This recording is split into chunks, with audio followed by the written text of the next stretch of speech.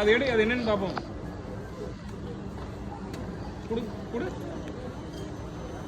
இது எவ்வளோ போட்டிருக்கான்? 10 ரியால் போட்டிருக்கான். இப்போ பாருங்க, வெயிட் அண்ட் see. உனக்கு இது வேணுமா? பேஸ்கின் ராபின் ஐஸ்கிரீம் வேணுமா?